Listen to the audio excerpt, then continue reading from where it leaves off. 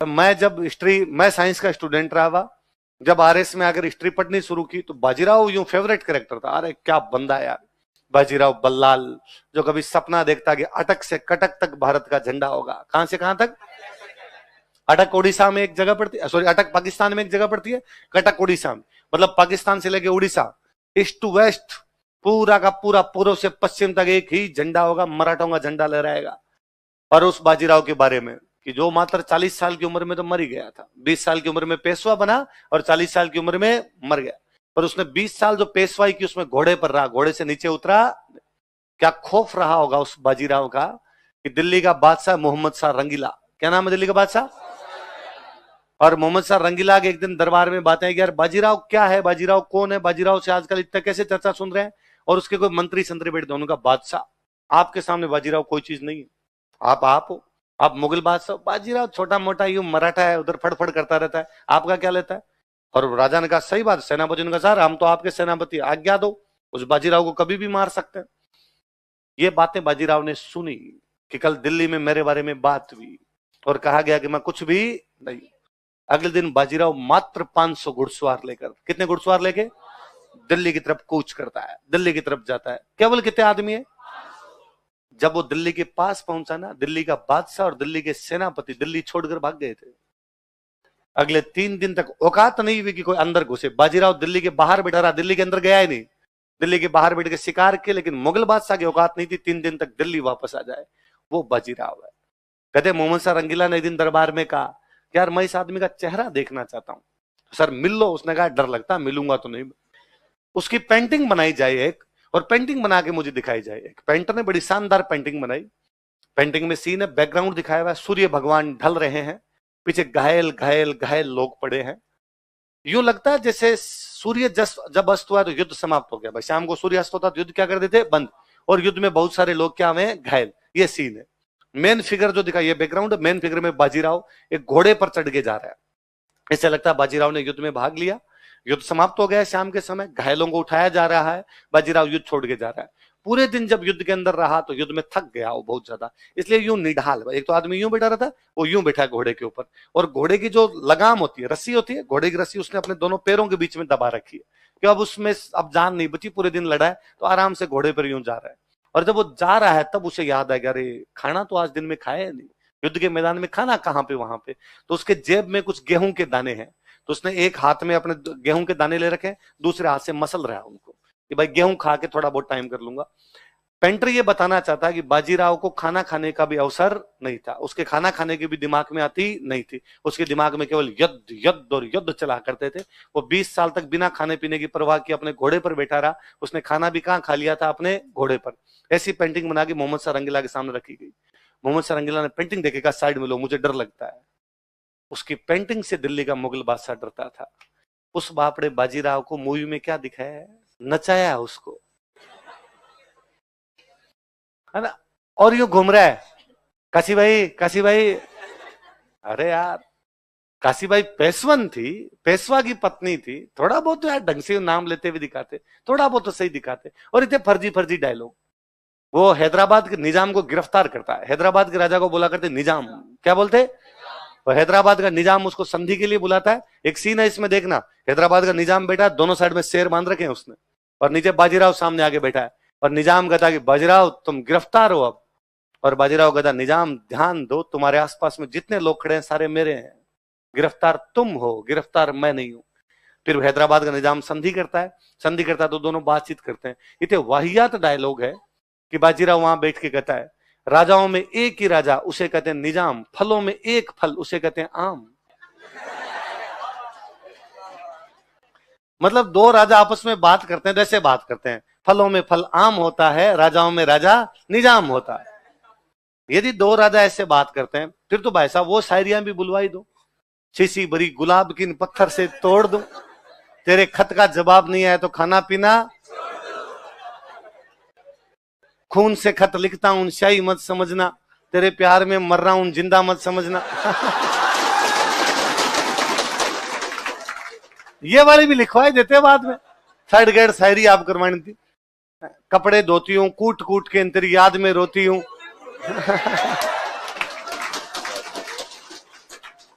ये भी करवा देते यार थोड़ा सा। तो बेचारे बाजीराव, मैं कहता हूं यदि ये एक शक्ति होती कि बाजीराव ऊपर से वापस आ सकता, भाई साहब संजय लीला बंसाली को उल्टा लटका के नीचे आग लगाता, किसी के वास्ते लगाओ रे नीचे। उस मूवी में रणवीर सिंह और दीपिका पादुकोण ने इतनी वाहियात एक्टिंग की है जिसकी हद नहीं। उस मूवी में एक्टिंग के चरम पे प्रियंका चोपड़ा।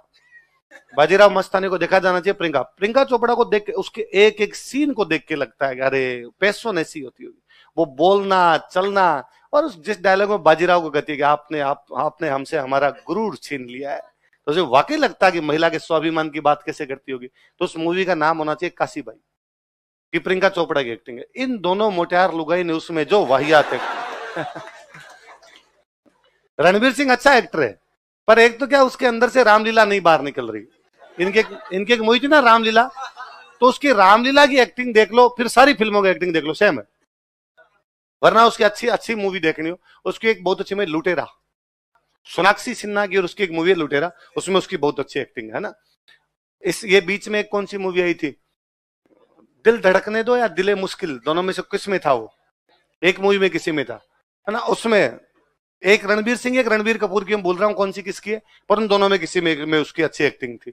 गली बॉय में फिर भी उसकी ठीक है ना। बाकी में तो वो सेम एक्टिंग करता है, जैसे रामलीला में कर रहा था वैसे जल्दी जल्दी बोलना, वैसे वो जल्दी जल्दी चलना। जब सेम ही एक्टिंग करनी है भाई साहब, तो एक्टर किस बात की। एक्टर का तो मतलब ही होता है जैसा कैरेक्टर वैसा एक्टर। एक्टर वो होता है कि जब आपने कैरेक्टर देखा उस समय आपको कैरेक्टर दिखाई दिया, एक्टर दिखाई। आप देखो कभी पान सिंह तोमर, किस किसने पान सिंह तोमर नहीं देखी। अरे भगवान, तुमने पान सिंह तोमर नहीं देखी, लिखो कॉपी में ऊपर ही ऊपर लिखो, आज घर पे जाते देखनी है पान सिंह तोमर। अरे अरे अपने जयपुर के एक्टर की ओर है इरफान खान। इरफान खान अपने जयपुर के थे, राजस्थान कॉलेज से पढ़े हुए, पान सिंह तोमर। अरे यार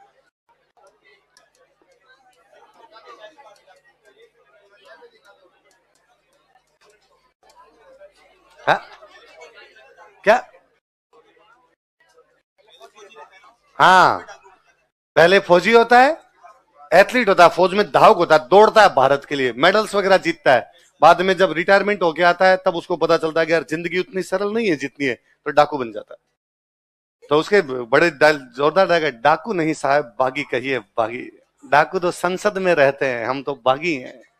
तो यार पान सिंह तोमर तो देखोगे आप, पान सिंह तोमर जब देखते हो एक सेकंड आपको नहीं लगता कि वो इरफान खान है, आपको लगता है पान सिंह तोमर ऐसा ही होगा। हमने पान सिंह तोमर को नहीं देखा ना, हमें उसकी शक्ल पता है ना कैसे चलता था, पर इरफान खान को देखते हैं तो लगता है पान सिंह तोमर ऐसे। इरफान खान की तो सारी मूवियां ढूंढ ढूंढ के देखो। क्या हिंदी मीडियम है ना, और हिंदी मीडियम में तो मेरे को तो उसका वो डायलॉग सबसे अच्छा लगता है।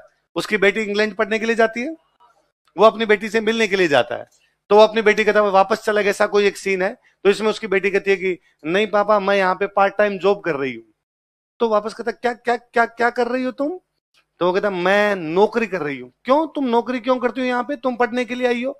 और वो कहती है कि अरे मुझे तो लगा आप खुश होगे कि मैं अपने पैरों पर खड़ा होने की कोशिश कर रही हूँ, मैं जिम्मेदार बन रही हूँ, मैं यहाँ रहने का खर्चा भी निकाल लूंगी और जो आपसे पैसे लिए पढ़ाई के वो भी चुका दूंगी। इरफान को वापस कहता तुमने जो मेरे से पैसे लिए तुम चुकाओगी। हाँ पापा आपको राजी होना चाहिए, मैं जिम्मेदार होने की कोशिश कर रही हूँ। नहीं, मैं तो ये नहीं समझ पा रहा कि तुम जिम्मेदार हो रही हो, मुझे गैर जिम्मेदार ठहरा रही हो। मुझे डायलॉग बहुत अच्छा लगता है। आजकल हर तीसरा स्टूडेंट आ कहता है मैं पापा से पैसे नहीं लेना चाहता, मैं खुद कमाना चाहता हूं। क्यों कमाने, लेने हैं पापा से, खूब सारे लेने हैं, जितने लिए जा सकते हैं उतने लेने हैं। होना ये चाहिए कि जिस दिन हम कमाएंगे जितने लिए उतने एक महीने में चुका दिए जाएंगे। हम कमाएंगे उस दिन सारे चुका देंगे, पर जब तक पढ़ रहे हैं तब तक तो पापा से लेने हैं।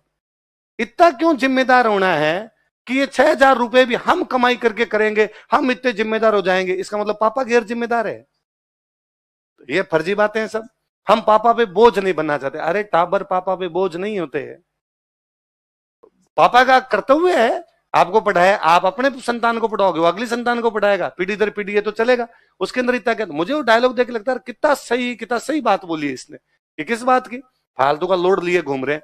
फिर स्टूडेंट कहता है सर नहीं मैं साथ में पढ़ाई भी कर लूंगा और साथ में जॉब भी कर लूंगा। तो दो स्टूडेंट है, एक खाली पढ़ाई करता है, तू पढ़ाई भी करेगा और जॉब भी करेगा, तो वो ज्यादा पढ़ेगा अंतरे से। कंपटीशन का मतलब तो यही है ना, जो ज्यादा पढ़ेगा उसका सिलेक्शन होगा। तू 8 घंटे जॉब करेगा, 8 घंटे पढ़ाई करेगा, वो 16 घंटे पढ़ाई करेगा। वो पास है, तू फेल है, तो कर जॉब, 3-4 बार फेल हो ले। तो इस प्रकार की फर्जी फर्जी बातें भी कभी करनी होना ये चाहिए। वो दिलीप सर पहले एग्जाम्पल दिया करते थे, शाहरुख खान का एग्जाम्पल देते कि शाहरुख खान, जब शाहरुख खान के फादर एक्सपायर हो गए थे, तो शाहरुख खान अपनी मम्मी के पास गया और मम्मी को जाकर, भाई मम्मी पॉकेट मनी इस बार मुझे कम दे दो। भाई पहले पापा थे तो मैं पॉकेट मनी ज्यादा लेके जाता, अब पापा नहीं है तो मैं घर चलाना पड़ेगा, तो तुम थोड़ी पॉकेट मनी कम दे दो, मैं थोड़े खर्चे कम करता हूँ। शाहरुख खान की मम्मी ने कहा, नहीं बेटे, खर्चे कम मत करो, कमाई ज्यादा करो। खर्चे कम मत करो, कमाने के बारे में सोचो, कमाओ ज्यादा, खर्चे कम क्यों करने हैं? खर्चे उतने कर, मैं तो कहता हूं थोड़े और लेके जा, पर ये सोच कि इतना कमाऊंगा कि ये सब चुका दूंगा। आदमी इस मामले में कंजूस हो कि खर्चे कम कर कर कब तक पार चलेगी अपने। इसलिए इरफान खान की सारी मूवी देखनी, देखोगे आप। और या कभी एक यूट्यूब पे पड़ी, आप कभी एक मूवी देखना 1971, मनोज वाजपेयी की मूवी है 1971, देखना, मजा आ जाएगा आपको, आज ही देखने, यूट्यूब पे ही है। अरे इसका तो बड़ा ही शानदार है। 1971 का भारत पाकिस्तान युद्ध है। भारत पाकिस्तान युद्ध में हमारे को सोल्जर्स पाकिस्तान ने गिरफ्तार कर लिए, पाकिस्तान की जेल में बंद कर दिए, वो वहां से भागने की कोशिश करते हैं, उनके ऊपर बनी हुई मूवी है 1971। अब देखो दुर्भाग्य, देखो भारत देश का दुर्भाग्य क्या है कि मूवी बनाई, एक डायरेक्टर ने मूवी बनाई। होता क्या, 3 चीज होती है। एक होता प्रोड्यूसर जो पैसे लगाता है, एक होता डायरेक्टर जो मूवी बनाता है, एक होता डिस्ट्रीब्यूटर, वितरक, जो मूवी को खरीद के सिनेमा हॉल को देता है। तो 3-4 लेयर होती है। मैं प्रोड्यूसर हूं, मैंने पैसे लगाए, आप डायरेक्टर हैं, आपने बताया भाई कैसे कैसे मूवी बनेगी, एक डिस्ट्रीब्यूटर है जिसने मूवी खरीदी, फिर उसने सिनेमा हॉल वालों को बेच दी, तो सिनेमा हॉल वालों से पैसे वितरक के पास, डायरेक्टर प्रोड्यूसर, यूं चलता है, पूरा चलता है उनका। 1971 प्रोड्यूसर ने बना दी, प्रोड्यूसर ने रुपए लगा दिए, डायरेक्टर ने बना ली, डिस्ट्रीब्यूटर नहीं मिले उसको, क्योंकि डिस्ट्रीब्यूटर भाई सामान कौन सा खरीदना चाहेंगे, जो लोग देखना चाहेंगे, जो बिकेगा वो चलेगा। लेकिन डिस्ट्रीब्यूटर ने कहा 1971 क्या है ये, जब भारत पाकिस्तान के युद्ध पे बनी हुई है, तो यार कैसी युद्ध वाली मूवी कोई नहीं देखता, उसमें भी जेल में लोग बंद है, भागने की कोशिश कर रहे हैं, जेल के अंदर ही कौन देखता है? कोई हीरोइन हो, ग्लैमर हो, आइटम डांस हो, थोड़ा बहुत तो देखते हैं। तुम्हारी मूवी में एक हीरोइन नहीं, कोई इसमें गाना नहीं, कोई इसमें आइटम डांस नहीं। भाई जेल के कैदियों की मूवी तो गाना किस बात का होगा, जेल के कैदियों की मूवी तो उसमें डांस भी किस बात के होंगे? तो उन्होंने कहा पर मूवी तो हमारी सिंपल यही है, और तुम्हारे को बड़ा हीरो भी नहीं है, मनोज वाजपेयी, इतना बड़ा नाम भी नहीं है कि उसके नाम पर बिक जाए, इसलिए हम इस मूवी को खरीदेंगे नहीं। तो मूवी आई नहीं, सिनेमा हॉल में लगी नहीं। कोरोना का टाइम, लोगों के टाइम पास करने का साधन क्या, मूवी। कोई मेरे जैसा कोई मनोज वाजपेयी का फैन, उसको लगा मनोज वाजपेयी की तो सारी मूवी देख देते हैं, और उसने मनोज वाजपेयी खूब सारी देख रही, नहीं देख रही, वो चुन चुन के देखनी शुरू की। फिर एक दिन उसने गूगल पे मनोज वाजपेयी की फिल्मों की लिस्ट देखी, तो उसने कहा ये देख ली, ये देख ली, ये देख ली, ये देख ली। फिर एक मूवी लगी हुई 1971, उसमें लिखा मनोज वाजपेयी लिख रहा है, मैंने तो फिल्म किया, लगी नहीं लगी बात अलग है, मूवी तो किया बेचारे ने। तो उसने मनोज वाजपेयी को टैग करके ट्वीट किया कि मैंने आपकी मूवीज की लिस्ट देखी, मैंने आपकी तमाम मूवी देखी है, पर लिस्ट में एक नाम है 1971, ये मूवी मैंने देखी नहीं, ना किसी कहीं नेटफ्लिक्स अमेजोन कहीं पर नहीं है, तो यदि मैं ये मूवी देखूं तो मुझे कहां देखनी चाहिए? मनोज वाजपेयी जानता था मूवी जब रिलीज ही नहीं हुई तो कहां देखी जाएगी, देख ही नहीं सकती इसको कहीं पे। मनोज वाजपेयी ने कुछ ही नहीं किया, उसके कमेंट के अंदर जाके जो उसका डायरेक्टर था उसको टैग कर दिया कि डायरेक्टर महोदय देखो भाई, लोग ये मूवी देखना चाहते हैं, बता इसको कहां देखें, तुमने जारी तो की नहीं, रिलीज तो की नहीं। डायरेक्टर को लगा अच्छा यार, लोग इस मूवी को देखना चाहते हैं, एक आदमी ने इच्छा जाहिर की है, मनोज वाजपेयी के लोग फैन है, उसने यूट्यूब पे फ्री में जारी कर दी। देखो कोरोना के अंदर सबसे अधिक देखी जाने वाली मूवी बनी, तो लोगों ने हाईएस्ट मतलब कोई नंबर के अंदर वॉच किया होगा किसी मूवी को, तो मूवी कौन सी थी? ज्यादा बड़ी भी नहीं, 2-1 घंटे की छोटी मूवी है, वरना क्या बॉलीवुड मूवी लंबी हो जाती है, 3 घंटे के आसपास चली जाती है, 2.5-3 घंटे की हो जाती है, 2-1 घंटे की मूवी। भाई गाने या नहीं, कोई ड्रामा फालतू का हीरोइन ड्रामा टाइप की कुछ है नहीं, सीधे कैदियों की कहानी है, कैदी है, प्लानिंग बनाते हैं, भागने का प्रयास करते हैं, भाग पाते नहीं पाते, उस प्रकार कहानी है। तो दोनों मूवी देखोगे आप, कौन कौन सी? 5 सिंह तोमर और 1970 और इरफान खान स्वर्गीय हो गए, इरफान खान एक्सपायर हो गए। अपने जयपुर के थे, जयपुर में रहने वाले, राजस्थान कॉलेज से पढ़े हुए, यहीं क्रिकेट खेलने वाले, साधारण सा एक लड़का एकदम, बॉलीवुड में जाके कितना बड़ा नाम कमाया, उसकी मूवी नहीं देखेंगे किसकी देखेंगे? तो चुन चुन के मूवी देखनी है, किसकी? तो उसमें है लंच बॉक्स बहुत अच्छी मूवी, देखना। लंच बॉक्स का तो एक डायलॉग मेरे को बड़ा अच्छा लगता है, क्या उसमें कि मैंने सुना है आपने एक बार एक कुत्ता मार दिया था, लोग सब बातें करते हैं आपके बार आपने मार दिया था, इरफान खान उसकी तरफ देखता कहता आदमी था, आदमी मारा था। वो इतना नेचुरल लगता है उसमें कि सामने नवाजुद्दीन सिद्दीकी है, वो डरता है, अरे यार इसने मर्डर किया है सच में, और वो तो नेचुरल तरीके से उस बात को कह के चला जाता है। एक्टर वो है जो किसी भी बात को नेचुरली बोल दे, उसमें कोई ड्रामा नहीं करे। सलमान खान, शाहरुख खान, अजय देवगन, ये ज्यादातर, अजय देवगन फिर भी थोड़ा ठीक करता है, ये हीरो है। ये क्या है? हीरो है। ये जो आपके इरफान खान, मनोज वाजपेयी, नवाजुद्दीन सिद्दीकी, राजकुमार राव, ये एक्टर है। ये क्या है? ये एक्टिंग करते हैं। वो वाले एक्टिंग नहीं करते। सलमान खान को एक्टिंग करने की कोई आवश्यकता नहीं, बेल्ट को 2 बार ऐसे किया है, हुड दबंग दबंग, जनता ने कहा भाई आ गया, भाई आ गया, बस मूवी कमा लिया, है ना। ज्यादा उनको कुछ करने की आवश्यकता। शाहरुख खान ने इतना इतना यूं कर दिया, इतने में लड़कियों को लगा लहा लोट है अपने। इरफान खान को उनको ना कोई चेहरा, भाई कोई ज्यादा सुंदर चेहरा मोरा वैसा भी कुछ नहीं है, तो उनको देखी जाए आप। कालीन भैया, भाई वो फर्जी वेब सीरीज है, पर आप पंकज त्रिपाठी की एक्टिंग देखो, वो एक्टिंग मतलब एक्टिंग तो शानदार ही करता है, एक्टिंग के अंदर तो कुछ है ही नहीं। तो ये कुछ लोग जो एकदम रूट लेवल से है, कारण क्या है? ये लोग यूं गांव से ना आए हुए लोग हैं। एक्टिंग में आपको नोटिस करना पड़ता है, लोग कैसे चलते हैं, लोग कैसे बोलते हैं, लोग कैसे बिहेव करते हैं, कोई बंदा किस स्थिति में किस प्रकार का बिहेव करता है, डरता है तो कैसा होता है, उसको आश्चर्य होता है तो कैसे होता है, आंखें कितनी खुलती है, आंखें बंद होती है, खुलती है, एक एक बात पता होनी चाहिए, तब आप एक्टिंग कर पाते हो। इन लोगों का लोगों को नोटिस किया हुआ, लोगों ने नोटिस किया हुआ, इसलिए एक्टिंग अच्छी कर लेते हैं। कुछ ये लोग जो है ये डायरेक्ट ही बड़े बड़े घरों से आए हुए, इनको वैसा नोटिस करने का मौका भी नहीं मिला, तो उनको लगता है कि अपने को नोटिस करने की आवश्यकता भी, फिर वो बेल्ट को हिला के कमा लेते हैं। ये अलग अलग चीजें, इसलिए मूवियां देखी जानी चाहिए, मूवियां बहुत अच्छी होती है, पर इतिहास पर बॉलीवुड की मूवियां अच्छी नहीं। इससे अच्छा बॉलीवुड ने काल्पनिक मूवी बनाई बाहुबली, वो ज्यादा अच्छी है। साउथ इंडिया बाहुबली भाई, किसी आप कोई राजा का कैरेक्टर नहीं, पर फिर भी उसमें खूब सारी चीजें देखो, आप एंशिएंट पढ़ोगे तब आगे और पढ़ोगे। बाहुबली में एक सीन है जिसमें भल्लाल देव जब लड़ता है ना, तो उसके रथ के आगे एक मुसड़ लगाया हुआ है, यूं लोगों को मारता हुआ चलता है ना। एक उसमें सीन है जिसके अंदर एक वो पाइप से उसमें पत्थर लगा लगा के फेंकते हैं, मारते नहीं हो, वो 2 हथियार है, आगे आप पढ़ोगे। हमारे एक राजा हुए थे अजात शत्रु, कौन राजा हुए? अजात शत्रु के पास 2 हथियार थे, रथ मुसल और महाशिला कंटक। कौन कौन से हथियार है? रथ मुसल और महाशिला। रथ के आगे मुसल लगा दिया, नाम क्या हो गया? रथ मुसल। महाशिला, शिला का मतलब पत्थर, महा मतलब बड़े, बड़े पत्थरों को फेंकने वाला, महाशिला कंटक। तो उसमें थोड़ी थोड़ी हिस्टोरिकल बातें हैं, पर फिर भी किसी राजा को एग्जैक्टली आप नहीं कह सकते उस राजा पर है, उस राजा पर नहीं, पर फिर भी उन्होंने बहुत अच्छी बनाने की कोशिश की। साउथ इंडिया वाले सच में अच्छी बना लेते है ना। अपने बॉलीवुड वालों को तो इतना कचरा बनाना होता है, इतना हाउसफुल टाइप की मूवी बनाते हैं, ओम शांति ओम है, झेली नहीं जाए भाई साहब। इसलिए बॉलीवुड पूरा बट्टा बैठ गया। इसलिए पिछले कुछ सालों के अंदर अपने को, आपको मैं पिछले 5-6 सालों की पूछूंगी अच्छी मूवियां कौन सी, अपने को सारी साउथ वाली नजर आती है। फर्जी मूवी है, कुछ ही नहीं है, पर फिर भी अच्छी बनाई उन्होंने भाई। क्या पर एक्टिंग कितना नेचुरली, कि भाई लुंगी बांधावान इधर उधर चलता है। अपने वालों से इमेजिन ही नहीं कर सकते कि इस प्रकार यूं चलते होंगे। अपने वालों को सूट बूट में दिखाना, एकदम गोरा चिट्टा दिखाना, मतलब आप बॉलीवुड के ज्यादातर हीरो जो दिखाओगे सारे गोरे चिट्टे हैं, वो नहीं होंगे तो भी मूवी के अंदर दिखाएंगे। हमने वो बना ही दिया कि सारे शहरी है, कोई उस प्रकार का, जबकि बंदा नेचुरल होता है यार। बंदा हर टाइम कोट पैंट के अंदर थोड़ी रहता है, हर टाइम बनावटी तरीके से थोड़ी बोलता है। नॉर्मल आदमी नॉर्मल तरीके से बिहेव करता है, तो आप उसको भी तो नॉर्मल तरीके से दिखाओ। उसमें पुष्पा दिखाया नॉर्मल, बीड़ी पिया वार, एक आदमी लुंगी का लांग ली हुई इधर है। आम आदमी ऐसा ही होता है, जैसा है वैसा वैसा दिखा दिया उसके अंदर।